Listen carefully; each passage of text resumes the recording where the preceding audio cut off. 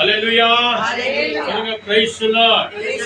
பிதாவாகிய தேவனுக்கும் ஆண்டவராகிய இயேசு கிறிஸ்துவுக்கும் பரிசுத்த ஆவியான தேவனுக்கு துதியும் கனமும் மகிமையும் செலுத்துவோம். எல்லாரும் கைகளை தட்டி நம் ஆண்டவருக்கு நன்றி சொல்லுங்க. நன்றி நன்றி ஆண்டவரே, நன்றி ஆண்டவரே, கோடி கோடி நன்றி ஆண்டவரே. நன்றியோடு துதிக்கிறோம், ஸ்தோத்திரிக்கிறோம், ஆராதிக்கிறோம், மகிமைப்படுத்துகிறோம். வந்திருக்கிறவங்க எல்லோரையும் ஒரு விஷயம் கூட ஆண்டவர் இயேசுவின் நாமத்தினாலே வந்திருக்கிறவர்களை தேவன் விசேஷமாய் ஆசீர்வதிக்கும்படி நாம் ஆண்டவரை நோக்கி நாம ஜெபம் பண்ணுவோம். மன்றாடி இருக்கிறோம், நேகருக்காக நாம ஜெபம் பண்ணியிருக்கிறோம். நம்ம எல்லாருடைய ஜெபங்களை கேட்டு நேகரை நோய் நொடியிலிருந்து தேவன் விடுதலை கொடுத்திருக்கிறார். அதே நேரத்தில் நம்முடைய தேசத்திற்காக ஜெபித்தோம் இல்லையா? எல்லா பாஷைக்காரர்களுக்கும் எல்லா மொழி பேசுகிறவர்களுக்கும் கூட நாம ஜெபம் பண்ணோம். அந்த எல்லாருடைய ஜெபங்களை கேட்டு நம்முடைய தேசத்தில் இருக்கிற 150 கோடி ஜனங்களையும் தேவன் சந்தித்து ஆசீர்வதிப்பாராக. அல்லேலூயா. நம்முடைய தேச தலைவர்களை கூட தேவன் ஆசீர்வதிக்கட்டும். அவர்களுடைய குடும்பங்களை கூட ஆசீர்வதித்து இந்த தேசத்தை ஆளுகிற எல்லா தலைவர்களையும், எல்லா எம்பிக்கள், எம்எல்ஏ, கவுன்சிலர்கள் முதற்கொண்டு ஒவ்வொருவரையும் தேவன் ஆசீர்வதித்து நடத்துவார். அல்லேலூயா. இன்றைக்கு கூட ஒரு விசேஷத்தை ஒரு செய்தியை நம்ம பார்க்க போகிறோம். அனுதினமும் நம்முடைய வாழ்க்கைக்கு தேவையான ஒரு காரியம், அனுதினமும் நாம செய்ய வேண்டிய ஒரு காரியம். அனுதினமும் அவர்கள் யாரா இருந்தாலும் சரி, எந்த மொழி பேசுகிறவர்களா இருந்தாலும் சரி, எந்த ஜாதியோ குலமோ கோத்திரமோ யாரா இருந்தாலும் ஆண்டவரை நோக்கி செய்கிற அந்த விசேஷமான ஜெபம் எல்லாருக்கும் தேவையா இருக்கிறது. அல்லேலூயா. ஆக ஜெபத்தை கேட்கிறவர், இயேசு ஜெபத்தை கேட்கிறவர் என்ற தலைப்புல இன்னைக்கு சுருக்கமாய் ஒரு வாசகத்தை நம்ம பார்க்க போகிறோம். தேவன் இயேசு நம்முடைய ஜெபங்களை கேட்கணும் அப்படின்னு சொன்னா, நம்முடைய குடும்பத்தில் இருக்கிற கஷ்டம் கண்ணீரை நீக்கணும் அப்படின்னு சொன்னா, நம்முடைய பிள்ளைகளை சந்திக்கணும், நம்முடைய பிள்ளைகளுக்கு நல்ல ஒரு எதிர்காலத்தை தேவன் நமக்கு தரணும், பிள்ளைகளுடைய வாழ்க்கையில ஒரு அதிசயங்கள் நடக்கணும், ஒரு அற்புதங்கள் நடக்கணும், எல்லா விதமான கெட்ட பழக்க வழக்கத்திலிருந்து தேவன் பிள்ளைகளை விடுதலையாக்கணும். இன்னைக்கு இருக்கிற வாலிப பிள்ளைகள் இந்த மொபைல்ல நிறைய அடிக்ட் இருக்கிறாங்க. அதனுடைய கெட்ட பழக்க வழக்கத்திலிருந்து அவர்கள் விடுதலையாகி நேரம் கிடைக்கும் போது, அதாவது எப்போ மொபைல பார்க்கணுமோ, எப்போ டிவியை பார்க்கணுமோ அந்த நேரத்துல மாத்திரம் அதை செய்து மற்ற நேரத்துல அதிகமாய் தேவனுக்கு பயந்து இருக்கிற ஜனங்களாய் இருக்கும்படிக்கு இன்றைக்கு ஆண்டவர் சொல்லுகிறார்.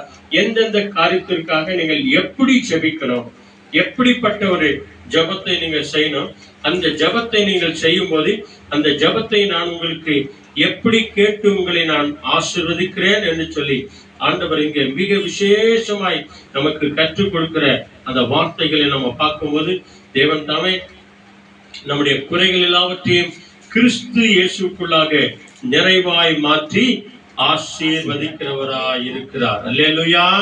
சொல்லுங்க பிரைஸ் தி லார்ட். அல்லேலூயா. யோவான் 14ஆம் அதிகாரம், அங்க மிக அருமையான ஒரு வசனம் ஒன்று சொல்லுகிறது. யோவான் 14ஆம் அதிகாரம் 13, 14, 15 இந்த 3 வசனத்தை நம்ம ஒருத்தரா நம்ம எடுத்து படிக்கலாம். ஆண்டவர் தாமே நம்மை ஆசீர்வதித்து அவர் வழி நடத்துவாராக. அல்லேலூயா. யோவான் 14ஆம் அதிகாரம், அதுல 13, 14, 15 என்ன சொல்லுது பாருங்க. நீங்கள் என் நாமத்தினாலே எதை கேட்பீர்களோ, நீங்கள் இயேசு என்னும் என்னுடைய நாமத்தினாலே எதை கேட்பீர்களோ,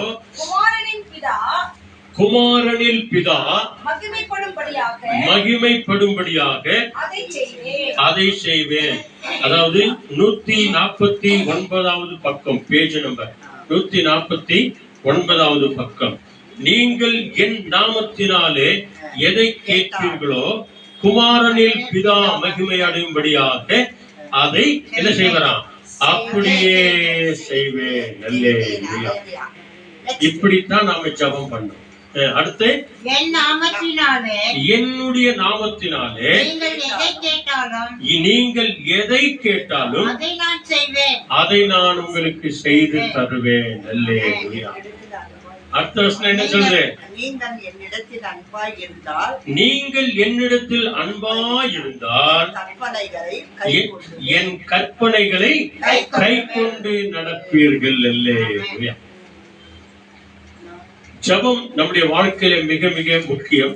அந்த ஜெபத்தை ஆண்டவர் இயேசு கேட்கணும், பிதாவாகிய தேவன் கேட்கணும்.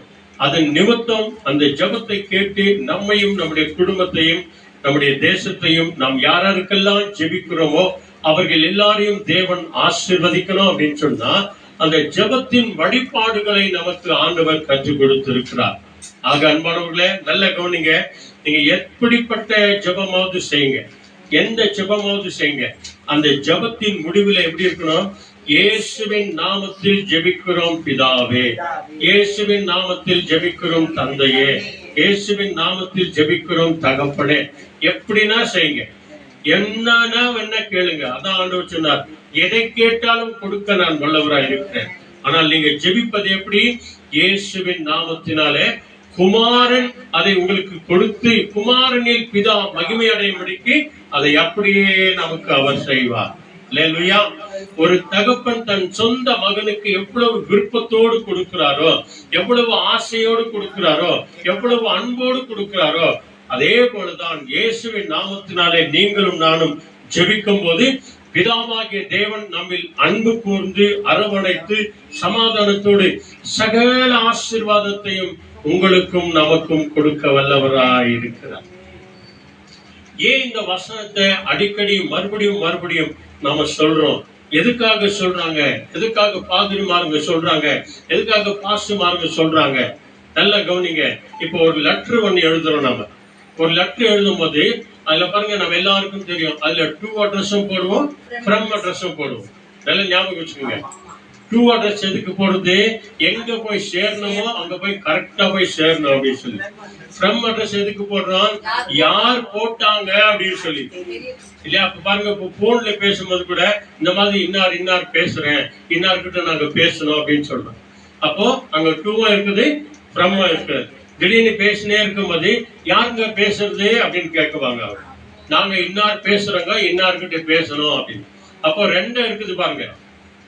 அப்போதான் பேசுறவங்களுடைய குரலை கேட்டு இன்னார் தாங்க நான் பேசுறேன், என்ன வேணும் சொல்லுங்க அப்படின்னு சொல்லி எந்த ஒரு காரியத்துக்கும் அவங்க பதில் கொடுப்பாங்க.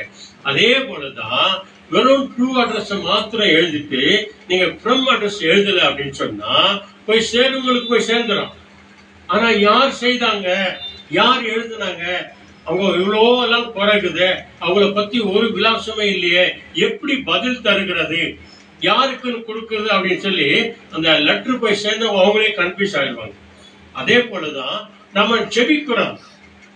நாம செபிக்கும் போது பதில் தருகிற தேவனை நோக்கி நம்ம செபிக்கிறோம். ஆசீர்வாதம் கொடுக்கிற அந்த தேவனை நோக்கி ஜெபிக்கிறோம். சுகம் தருகிற அந்த தேவனை நோக்கி, ஆண்டவரே முதல்ல என்னையும் என் குடும்பத்தையும் அர்ப்பணிக்கிறேன் ஆண்டவரே. அதான் ஃப்ரம் அட்ரஸ். ஹல்லேலூயா. அந்த ட்ரூ அட்ரஸ் யாரு? அவர்தான் ஆண்டவராகிய இயேசு கிறிஸ்து. ஆண்டவரே ஃப்ரம்ல இருந்து நான் ஜெபிக்கிறேன் ஆண்டவரே. அப்பா, ட்ரூவான கர்த்தர் எங்களுக்கு ட்ரூ ஆசீர்வாதத்தை கொடுங்க, உண்மையான சமாதானத்தை கொடுங்க. நிம்மதி அடைந்திருக்கிற ஆண்டவரே, வேதனை ஆண்டவரே அதிகமா இருக்கிறது. எங்கள் வழியாய், எங்கள் பிள்ளைகள் வழியாய், கணவன் வழியாய், மனைவி வழியாய், சொந்த பந்தங்கள் வழியாய், கடன் தொல்லையினால் ஆண்டவரே ரொம்ப பிரச்சனையோடு கூட இருக்கிறோம். அப்பா, இந்த பிரச்சனைக்கு ஒரு விடிவு காலத்தை தாங்க ஆண்டவரே. நாங்கள் செய்த காரியங்களை ஆசீர்வதிங்க ஆண்டவரே, எங்கள் ஜெபத்தை கேளுங்க ஆண்டவரே அப்படின்னு நம்ம சொல்லும் போதுதான் அந்த ஜெபத்தை கேட்டு நம்ம யார் ஜெபிக்கிறார்களோ அவர்களை தேவன் ஆசீர்வதிப்பார். குமாரனில் பிதா மகிமையடையும்படிக்கு அதை அப்படியே செய்வேன். அல்லேலூயா. தான் சொந்த பிள்ளைகளுக்கு, எந்த அம்மாவா இருக்கட்டும், எந்த அப்பாவா இருக்கட்டும், தான் சொந்த பிள்ளைகளுக்கு, என் சொந்தக்காரர்களுக்கு எவ்வளவு கவனமா கவனிப்பாங்க, எவ்வளவு பிரியமா கொடுப்பாங்க. அவன் என் அண்ணன் பையன், அவன் தங்கச்சி பொண்ணு, இல்ல என் மாமா பையன், என் சித்தப்பா பையன் அப்படின்னு சொல்லி எவ்வளவு கவனிக்கிறாங்களோ அதே போலதான் ஆண்டவர் சொல்கிறார், குமாரனில் பிதா மகிமை அடையும்படி, சந்தோஷம் அடையும்படி அதை அப்படியே நான் உனக்கு செய்வேன். அல்லேலூயா. இதான் மனதில இயேசு நம்முடைய ஜெபத்தை கேட்கிறார் என்பதற்கு அர்த்தம். இயேசுவின் நாமத்தினாலே ஜெபிக்கும். ஏன் அப்படின்னு சொன்னா பாருங்க, இதே யோவான் 16ஆம் அதிகாரம் எடுங்க. 16ஆம் அதிகாரத்துல அங்க வாங்க, அங்க 24வது வசனம், ஒரே ஒரு பேஜ் இப்படி எடுத்தீங்கன்னாக்கா 16ஆம் அதிகாரத்துல 24வது வசனம், 2 பேஜ் எடுங்க. 24வது வசனம், அங்கே ஆண்டவர் நமக்கு கற்றுக் கொடுக்கிறார். இது வரைக்கும் நீங்க செய்தீங்க, இது வரைக்கும் ஜெபம் பண்ணீங்க, நீங்க இது வரைக்கும் நல்லா பாட்டு பாடுனீங்க, கோயிலுக்கெல்லாம் வரீங்க, நல்லா ஜெப கூட்டத்துக்கெல்லாம் போறீங்க, உபவாச கூட்டத்துக்கெல்லாம் போறீங்க. ஆனா இது வரைக்கும் நீங்க சரியா ஜெபம் பண்ணவே இல்லை. உங்க ஜெபத்தை நான் கேட்கிற மாதிரியே இல்ல. ஏதோ வரீங்க, மனுன்றீங்க, அதோடு நீங்க போயிடுறீங்க. அந்த ஜெபத்தினுடைய முடிவும் தெரியாது, ஆரம்பமும் தெரியாது. அதனாலதான் இங்க கற்றுக் கொடுக்கிறார் பாருங்க. என்ன சொல்றாரு? இதுவரைக்கும் நீங்கள் என் நாமத்தினாலே ஒன்றும் கேட்கவில்லை, கேளுங்கள், அப்பொழுது உங்கள் சந்தோஷம் நிறைவாய் இருக்கும்படி பெற்றுக் கொள்வீர்கள். இதை யாருக்கு சொல்றாரு? தேவன் உண்டாக்கின ஜனங்களுக்கு அன்றைக்கு சொன்னார், யூத ஜனங்களுக்கு சொன்னார், இயேசுவை தேடி ஓடி வந்த ஜனங்களுக்கு சொல்றார், ஆயிரமான ஜனங்களை பார்த்து அவர் சொல்றார். அப்ப நம்ம இது வரைக்கும் செய்த ஜபம் சரியில்லையா? ஆமா, ஏதோ ஒரு குறை இருக்குது. ஆண்டவர் சொல்றார், அப்படி இல்லைன்னு அவர் சொல்லியிருக்க மாட்டார். இது வரைக்கும் நீங்க ஜெபம் பண்ணீங்க, நேரடியா என்ன பார்த்து நீங்க ஜெபம் பண்ணல.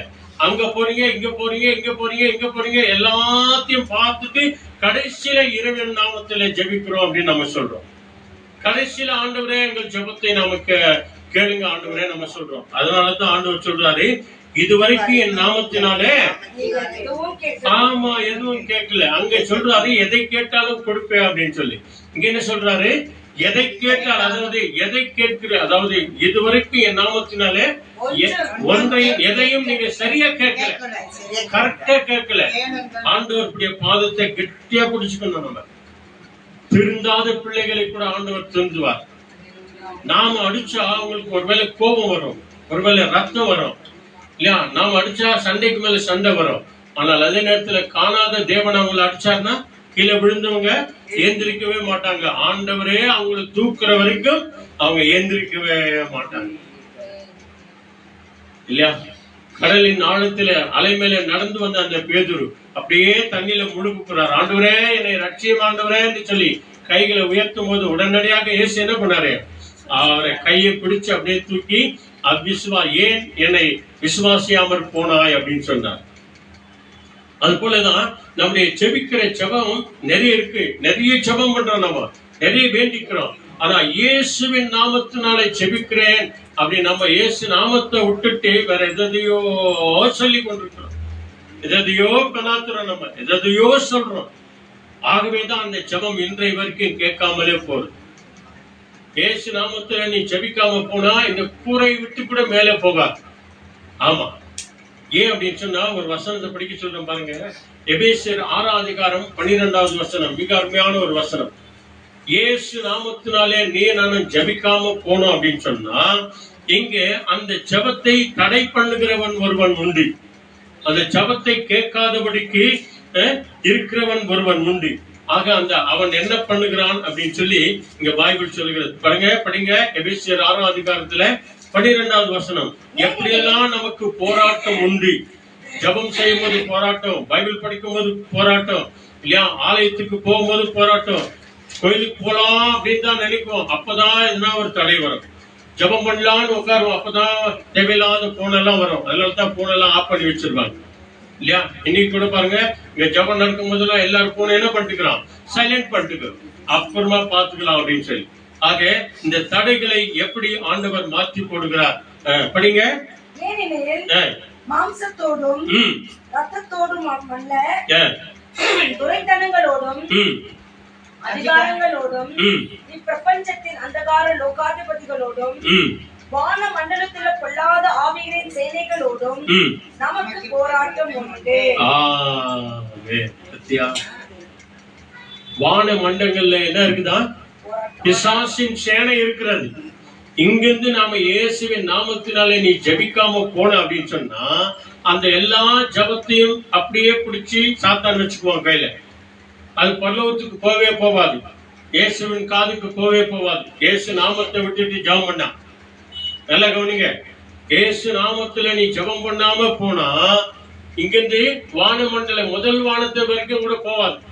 அங்க இருக்கிற பிசாசினுடைய சேனைகள் இல்லையா, வான மண்டலத்தில் உள்ள பொல்லாத ஆவிகளின் என்ன இருக்குது, சேனைகள் இருக்கிறது. அந்த சேனைகள் என்ன பண்ணுமா, அந்த ஜபத்தை வாங்கி பிடிச்சு வச்சிருக்கோம். அல்லேலூயா. அதனாலதான் அப்படியே பிலிப்பியர் வாங்க, அதுக்கு அந்த அந்த அதிகாரத்துக்கு முன்னால எபேசியருக்கு நெக்ஸ்ட், அதாவது பிலிப்பியர் 2ஆம் அதிகாரத்துல அங்க 8வது வசனம் படிங்க. அங்கே அருமையான ஒரு வார்த்தை ஒன்று சொல்லுகிறது, மிக அருமையான ஒரு வார்த்தை. என்ன சொல்லுது பாருங்க. அவன் மனுஷ ரூபமாய் அவர் காணப்பட்டு மரண பரியந்தம், அதாவது சிலுவையின் மரண பரியந்தமும் கீழ்ப்படிந்தவராகி தம்மை தாமே தாழ்த்தினார். ஆண்டவரே தாழ்த்தினார் அப்படின்னு சொன்னா, நீங்களும் நானும் ஜெபம் செய்யும் போது அப்படித்தான் நம்மள தாழ்த்தணும். அடுத்த வருஷம் என்ன சொல்லுது பாருங்க. அதனால் தேவன் எல்லாவற்றுக்கும் மேலாக அவரை உயர்த்தி இயேசுவின் நாமத்தில், நல்லா கவனிங்க, இயேசுவின் நாமத்தில், அது யாருக்கு வானத்துல, அதான் பிசாசினுடைய சேனை, அதான் வான மண்டலத்தில் உள்ள பொல்லாத ஆவிகளின் சேனை. வானோர், பூதலத்தோர், பூமியின் கீழானோருடைய முழங்கால்கள் யாவும் முடங்கும்படிக்கு மகிமையாக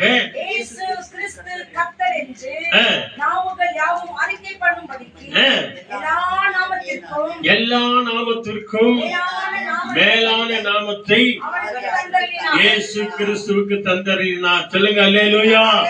அதனாலதாங்க இயேசுவின் நாமத்தினாலே ஜெபம் பண்ணு. உன் ஜெபம் என்ன கேளுங்க, கடைசியில் என்ன பண்ணுமா சொல்லுங்க, இயேசுவின் நாமத்தினாலே ஜெபிக்கிறோம் பிதாவே, ஆமென். இன்னைக்கு நிறைய பேருக்கு இந்த கடைசி முடிவே தெரிஞ்சல.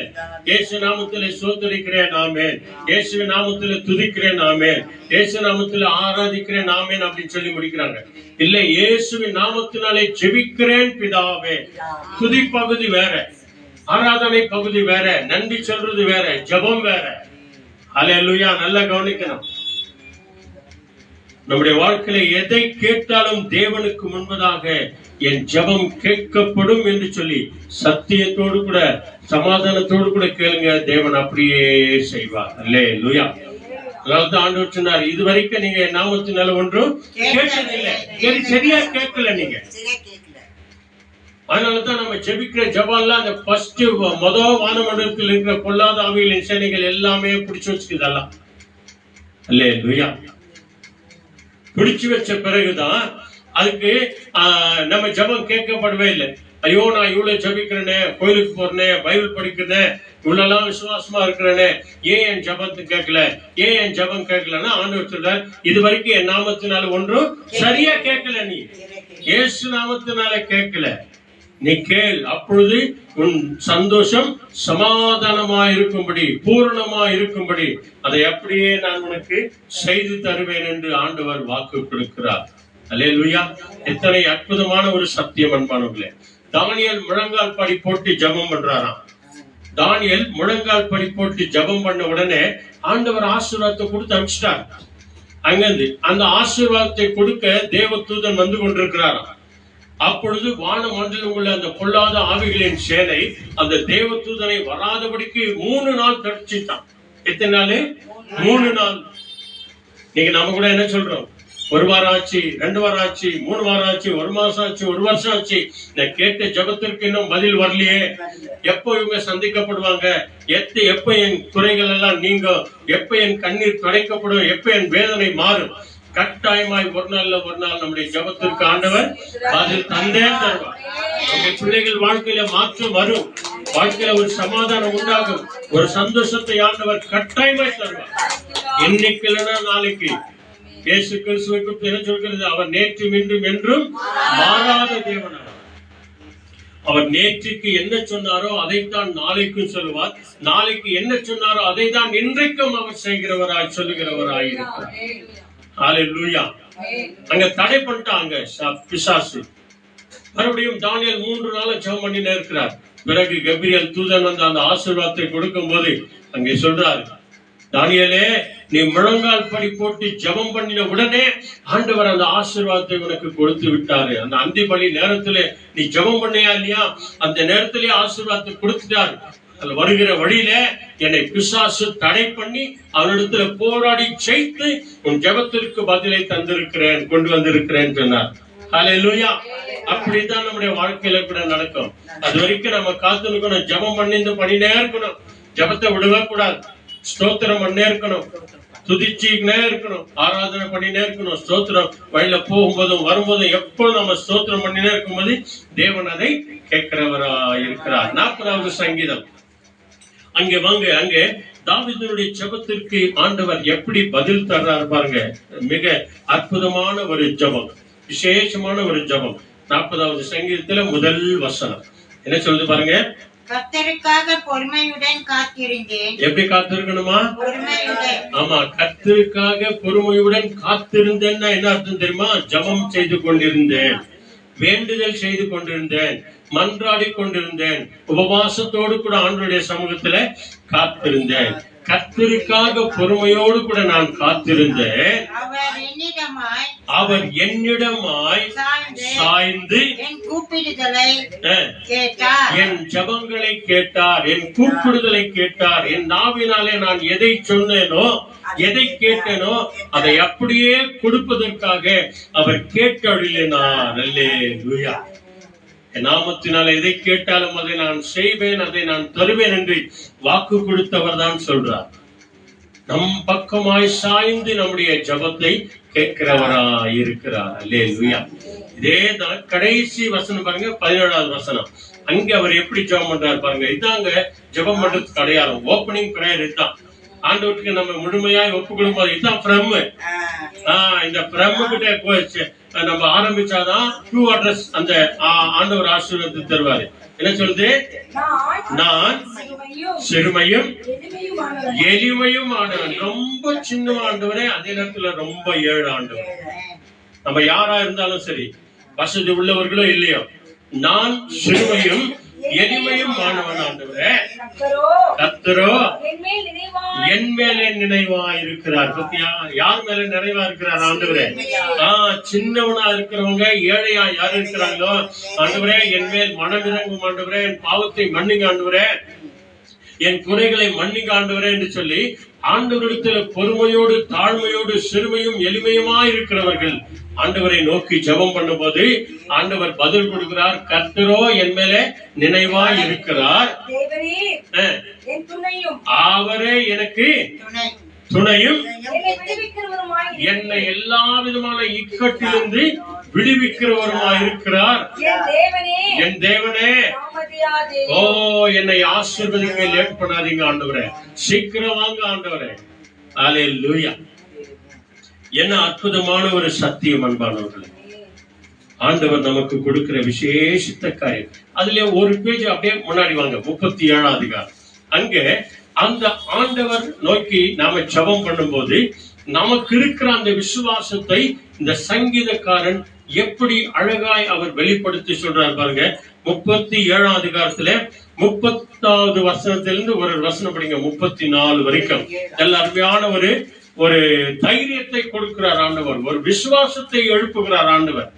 அந்த விசுவாசத்துல நீங்களும் நானும் இன்னும் புதுப்பிக்கணும், இன்னும் தைரியமா ஜெபம் பண்ணணும் அப்படின்ற ஒரு நம்பிக்கையை ஆண்டவர் இந்த இடத்துல கொடுக்கிறார். 30வது வசனத்திலிருந்து 37வது அதிகாரத்துல 30வது வசனம் என்ன சொல்லுது? நீதிமானுடைய வாய் நியாயத்தை உயர்த்தி ஞானத்தை உயர்த்தி அவர்களுடைய நாவு நியாயத்தை பேசும். பத்தியா, அல்லேலூயா. நம்ம நீதிமொழிகள் 10வது அதிகாரத்துல 6வது வசனம் என்ன படிச்சோம்? நீதிமானின் சிரசின் மேல் ஆசீர்வாதம் வந்து தங்கும். அல்லேலூயா. என்ன சொல்றாரு பாருங்க ஆண்டவர். நீதிமானுடைய வாய் ஞானத்தை மாத்திரம் பேசும், ஞானமாய் பேசும், ஞானமாய் ஜெபம் பண்ணும். சும்மா தேவையில்லாததுக்கெல்லாம் ஆண்டவரை நோக்கி ஜெபம் பண்ணி இருக்க மாட்டோம், ஆண்டவரை டிஸ்டர்ப் பண்ணி இருக்க மாட்டோம். ஆனா டிஸ்டர்ப் பண்ணாலும் ஒண்ணும் செய்ய மாட்டார். அவர் கொடுக்க வேண்டிய ஆசீர்வாதத்தை கட்டாயமா கொடுப்பார். நீ காலையில கூப்பிட்டாலும் சரி, மத்தியானம் கூப்பிட்டாலும் சரி, சாயங்காலம் கூப்பிட்டாலும் சரி, ராத்திரி கூப்பிட்டாலும் சரி, ராஜாமத்துல எழுந்து கூப்பிட்டாலும் சரி, விடியற்காலில கூப்பிட்டாலும் சரி, அவர் அலட்டு கொள்ளவே மாட்டார்.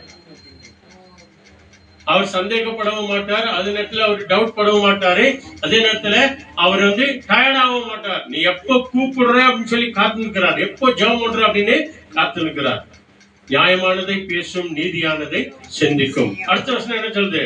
அவனுடைய தேவன் அருளிய வேதம், அவனுடைய தேவன் ஆண்டவராகிய இயேசு கிறிஸ்து விளம்பின இந்த சத்திய வேதம் அவன் இருதயத்தில் இருக்கிறது.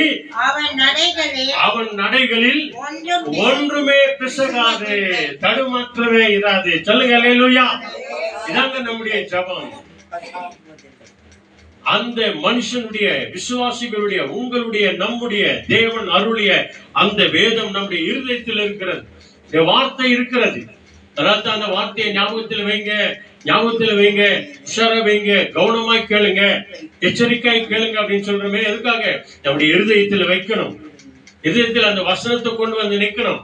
ஆண்டவர் என்னை எப்படியா ஜெபிக்க சொன்னாரே, எப்படியா துதிக்க சொன்னாரே, எப்படியா ஆராதிக்க சொன்னாரே என்ற அந்த வசனங்கள் எல்லாம், ஆண்டவரை நம்பினவர்கள் ஒருபோதும் வெட்கப்பட்டு போனதில்லை என்ற வசனங்கள் எல்லாம் நம்முடைய இருதயத்துல வைக்கணுமா? அவனுடைய தேவன் விளம்பின அந்த வேதம் அவனுடைய இருதயத்தில் இருக்கிறது. அப்ப ஆண்டவர் என்ன செய்வாரா? அடுத்த வசனம், துன்மார்க்கன் நீதிமான் மேல் கண் வைத்து அவனை கொல்ல வகை தேடுகிறான். நல்லது செஞ்சா நிறைய பேருக்கு பிடிக்காத இல்லையா? நல்லது செஞ்சாருன்னா பிடிக்குது இல்ல. நீ தான் செய்வியா, நான் செய்ய மாட்டேனா அப்படின்னு பொறாம தான் படிப்பாங்க இல்லையா? நல்லவங்க எதாவது செஞ்சா கூட இரு பார்க்கலாம், கொடுக்குறேன் அப்படின்னு தான் சொல்லுவாங்க. அதனால என்ன பண்றாங்க பாருங்க, நல்ல மனுஷனுடைய மேல துன்மார்க்கன் கண்களை வைத்து அவனை கொலை செய்ய, அதாவது அவனுடைய விசுவாசத்தை கெடுக்க, அவன் வாழ்க்கையில சமாதானத்தை கெடுக்க, அவன் வாழ்க்கையில நிம்மதியை கெடுக்க எப்படியாகிலும் வகை தேடுவான். அவன் தான் பிசாசு. அல்லேலூயா. துன்மார்க்கமான வழியில வருகிறவன் தான் பிசாசு. எப்படியாகிலும் இந்த குடும்பத்தை கெடுக்கணும், ஆண்டவர் பக்கம் இருந்து வெளியே வர சொல்லிடணும், கோயிலுக்கு போக கூடாது பண்ணிடணும், பைபிள் படிக்காத பண்ணிடணும், நடந்து வராதபடி பண்ணிடணும், ஜப கூட்டத்துக்கு போறாதபடி பண்ணிடணும் அப்படின்னு சொல்லி என்ன பண்ணுவான்? வகை தேடுவான், கொல்ல வகை தேடுவான். அப்போ ஆண்டவர் என்ன செய்வார்? அடுத்த வசனம், கர்த்தரோ அவனை இவன் கையில் விடுவது. பத்தியா? கர்த்தரோ என்ன பண்றாராம்? இந்த துன்மார்க்கன் கையில, இந்த சாத்தானின் கையில, இந்த சாத்தானுடைய வலையில விடாதபடிக்கு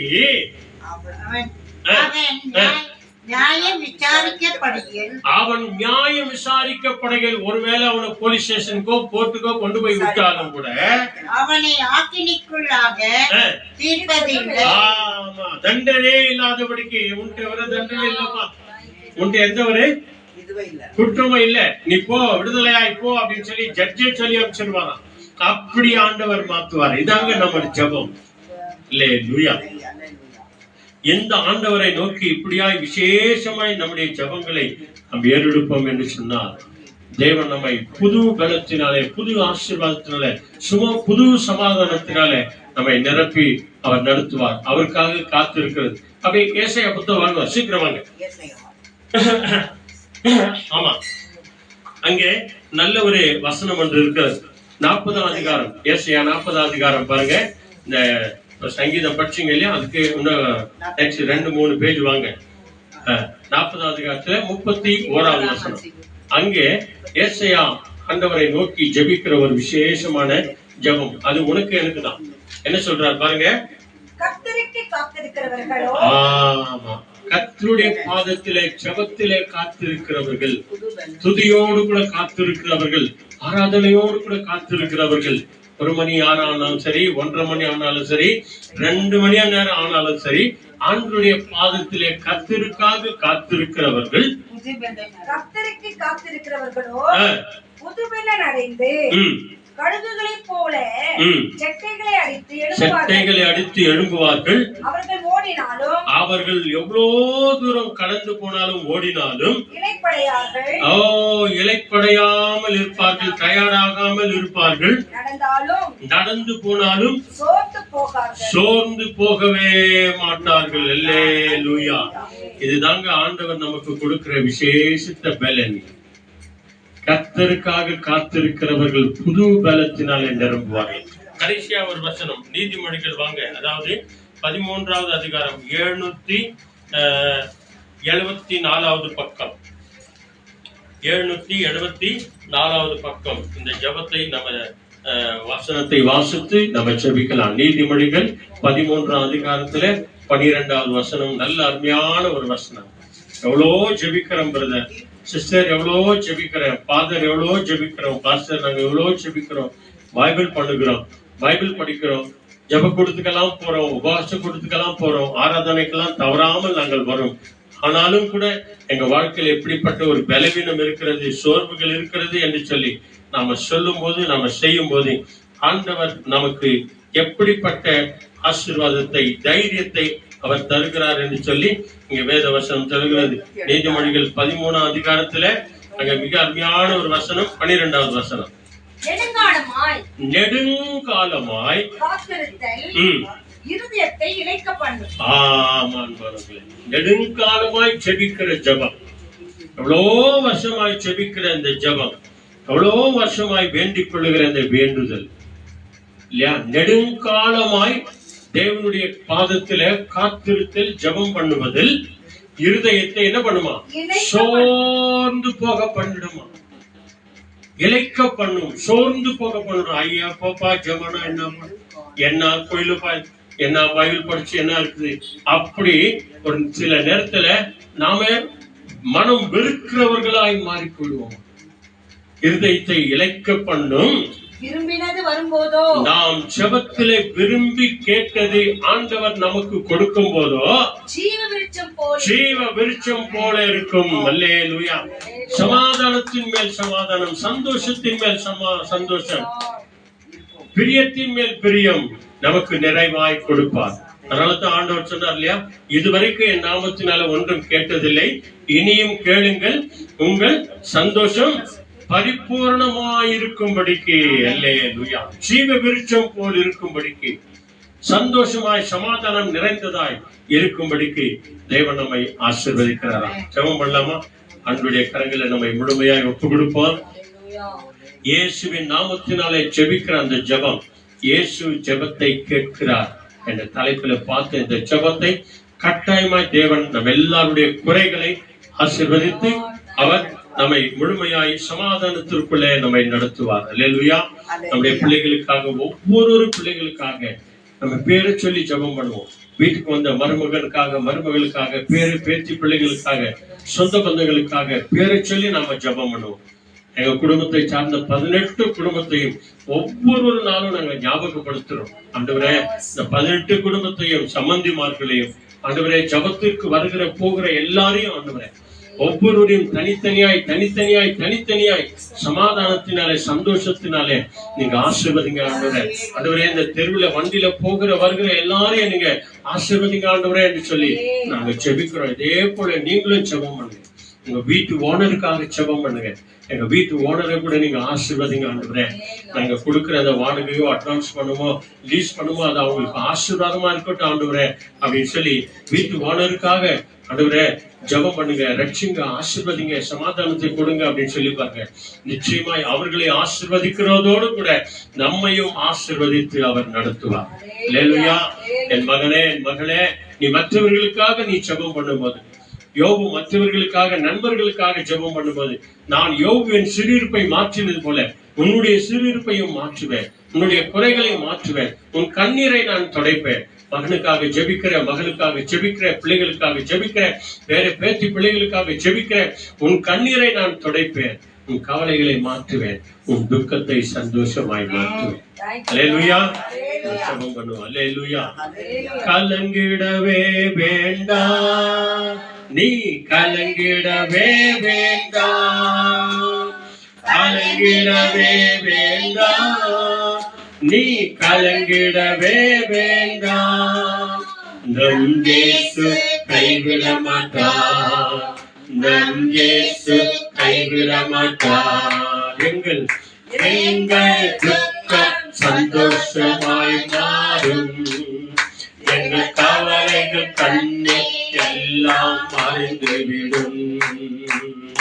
எங்கள் துக்கம் சந்தோஷமாய் மாறும், எங்கள் கவலைகள் கண்ணீர் எல்லாம் மறைந்துவிடும். அல்லேலூயா. ஆண்டவர் இயேசு சொல்லுகிறார், கலங்காதே, திகையாதே, உன் துக்கம் சந்தோஷமாய் மாறும். ஜெபம் பண்ணுவோம். நல்ல ஆண்டவரே, அருமையான வேளைக்காக நன்றி. ஆண்டவரே, நாங்கள் எந்தெந்த காரியத்தை குறித்து ஜெபத்தின் வசனத்தை கொடுத்தினோ, இந்த ஒவ்வொரு வசனமும் எங்களை உற்சாகப்படுத்தி ஊக்கப்படுத்தி இன்னும் வருகின்ற நாட்களே நாங்கள் எப்படியாய் செபிக்க வேண்டும், யார் பேரில் செபிக்க வேண்டும், எப்படியாய் செபிக்க வேண்டும், எதற்காக செபிக்க வேண்டும், என்னென்ன வார்த்தைகளை சொல்லி செபிக்க வேண்டும் என்று தேவன் ஆவியானவரே எங்களை ஆண்டவரே மறைத்து நீர் பேசினமைக்காக நமக்கு நன்றி. ஆவியானுடைய சத்தத்திற்கு நாங்கள் செவி கொடுத்தோம், இயேசுவின் வார்த்தைக்கு செவி கொடுத்தோம், பிதாவின் வார்த்தைக்கு நாங்கள் செவி கொடுத்தோம். சத்திய வசனம் சொல்லுகிற பிரகாரம் எங்களை தாழ்த்தி தாழ்த்தி ஒப்பு கொடுக்கிறோம். நாங்கள் சிறுமையும் எளிமையுமாய் இருக்கிறோம். ஆண்டவரே, கர்த்தரோ எங்கள் மேல் நினைவாயிருந்து எங்கள் ஜெபத்தை, எங்கள் விண்ணப்பத்தை, எங்கள் மன்றாடுதலை, எங்கள் வேண்டுதலை அங்கீகரிக்கிறமைக்காக நன்றி. நீர் எங்களிடமாய் சாய்ந்து என் ஜெபத்தை கேட்டார் என்று தாவீது சொன்னவனமாய் ஆண்டவரே, இங்க வந்திருக்கிற எங்கள் ஒவ்வொரு பக்கமாய் நீ சாய்ந்து எங்கள் இருதயத்தின் வேண்டுதல்கள் எல்லாவற்றையும் கிறிஸ்து இயேசுக்குள்ளாக நிறைவாய் மாற்றுகிறதற்காக நன்றி ஆண்டவரே. உங்கள் சந்தோஷம் பரிபூர்ணமாய் இருக்கும்படிக்கு நான் செய்வேன் என்று சொன்ன தேவன், அந்த வார்த்தையிலே நீர் என்றும் மாறாதவராய் ஆண்டவரே இருக்கிறமைக்காக உமக்கு கோடி நன்றி ஆண்டவரே. இங்க வந்திருக்கிற ஒவ்வொரு சகோதர சகோதரிகளின் குடும்பத்தாரை இப்படி கரங்களை ஒப்பு கொடுக்கும். ஆன்லைன்ல பார்த்து கொண்டிருக்கிற ஒவ்வொரு பிள்ளைகளுக்கும் இப்படிப்பட்ட ஒரு விசேஷித்த தைரியத்தை, ஜெபாவியை தந்து ஆசீர்வதித்து நடத்தும். அப்படியே செய்கிறமைக்காக நன்றி. எங்கள் ஆண்டவர் இயேசு கிறிஸ்துவின் அற்புத நாமத்தில் எல்லாவற்றுக்காக நன்றி சொல்லி ஜெபிக்கிறோம். நல்ல பிதாவே, ஆமென். சொல்லுங்க, என் ஆத்துமாவே கர்த்தரை ஸ்தோத்திரி, என் முழு உலகமே பரிசுத்த நாமத்தை ஸ்தோத்திரி. என் ஆத்துமாவே கர்த்தரை ஸ்தோத்திரி. கர்த்தர் செய்த சகல உபகாரங்களையும் என்றென்றைக்கும் மறவாதே. ஆமென். நம் ஆண்டவராகிய இயேசு கிறிஸ்து வழிகாட்டு நம்ம எல்லாருக்கும் முன்னும் காவலாயிருக்க பின்னும் காத்து நடத்த நமக்கு மேலும் அவர் நம்மை அனுதினமும் ஆசீர்வதித்து வழிநடத்த நாம் இல்லங்களிலும் உள்ளங்களிலும் என்றைக்கும் சதா காலமும் நம்ம எல்லாரோடும் கூட இருப்பாராக. ஆமென், ஆமென், ஆமென். அல்லேலூயா. வாங்க நம்ம ஆண்டவருக்கு நன்றி சொல்லுவோம்.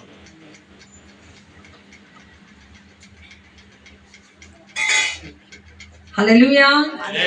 நாளையில கேட்ட செய்தி, அழகான செய்தி. தேவன் நம்மோடு கூட பேசினார். என்ன பேசினாருமா? இயேசு ஜெபத்தை கேட்கிறவர். இயேசு நம் ஜெபத்தை கேட்கிறவர்.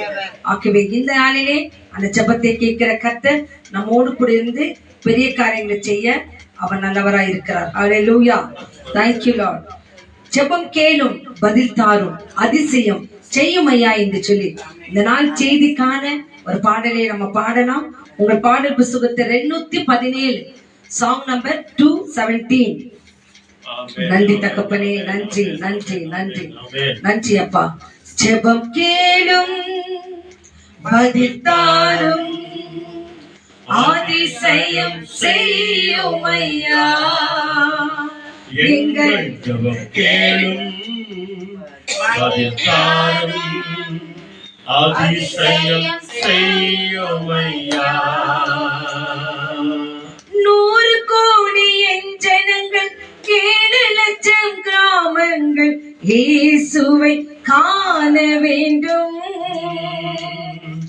100 கோடி என் ஜனங்கள், 7 லட்சம் கிராமங்கள் இயேசுவை காண வேண்டும். சொல்லுங்க. ஜெபம் கேளும், பதில் தாரும், அதிசயம் செய்யும் ஐயா. எங்கள் ஜெபம் கேளும், இன்று பதில் தாரும், அதிசயம் செய்யும் ஐயா. உமக்கெதிராய் செயல்படுவோம் உம் பாதம் வர வேண்டும் உமக்காய் வாழ வேண்டும் உமக்கெதிராய் செயல்படுவோம் உன் பாதம் வர வேண்டும் உமக்காய் வாழ வேண்டும் அப்பா ஜெபம் கேளும் பதித்தாரும் அதிசயம் செய்யும் ஐயா சொல்லுங்க எங்கள் ஆமென் இப்போ அதிசயம் செய்யும் ஐயா இந்தியாவை பாழாக்கும் அந்தகார வல்லமைகள் அகன்று போக வேண்டும் ஆமென் இந்தியாவை பாழாக்கும் அந்தகார வல்லமைகள் அகன்று போக வேண்டும் ஆகவே எங்கள் ஜெபம் கேளும் இன்று பதித்தாரும் இப்போ அதிசயம் செய்யும் ஐயா எங்கள் ஜெபம் கேளும் பதித்தாரும் அதிசயம் செய்யும் ஐயா நாடாளும் தலைவர்களை நாள்தோறும் பாதுகாத்து ஞானத்தால் நிரப்ப வேண்டும் நாடாளும் தலைவர்களை நாள்தோறும் பாதுகாத்து ஞானத்தால் நிரப்ப வேண்டும் சொல்லுங்க எங்கள் ஜெபம் கேளும் ஆமென் பதில் தாரும் Thank you. அதிசயம் செய்யும் ஐயா எங்கள் ஜெபம் கேளும் பதில் தாரும் அதிசயம் செய்யும் ஐயா எங்கள் ஜெபம் கேளும் பதில் தாரும் ஆமென் அதிசயம் செய்யும் ஐயா இன்னொரு முறை சொல்லுங்க ஆமென் சொல்லுங்க ஜெபம் கேளும் பதில் தாரும் அதிசயம் செய்யும் ஐயா ஆமென் ஆமென் நம்ம சொன்ன ஆமென். ஒவ்வொரு பாடல் கருத்துக்களிலே நம்ம கருத்தோடு நம்ம ஜெபித்தோம் தேவன் நம் ஜெபத்தை கேட்டிருக்கிறார் அல்லேலூயா அல்லேலூயா அல்லேலூயா Praise the Lord. Praise the Lord. ஆக இந்த ஒவ்வொரு நாளும் நாம் ஜெபிக்கிற அந்த ஜெபத்திற்கு ஆண்டவர் நமக்கு பதில் தரணும் அப்படின்னு சொன்னா ஒவ்வொரு நாளும் வேதத்தை மறவாதபடிக்கு நாம வாசிப்போம் அனுதினமும் மற்றவர்களுக்காக குடும்பத்திற்காக தேசத்திற்காக நாம ஜெபம் பண்ணுவோம் நிச்சயமாய் தேவன் ஆசீர்வதித்து வழிநடத்துவார் சொல்லுங்க ஆமென் ஆமென் ஆமென் ஆமென் ஆமென் ஆமென் அப்படியே செய்து முடிப்பார் எல்லாரையும் ஆண்டவர் நேசிக்கிறார் சொல்லுங்க ஜீசஸ் கமிங் So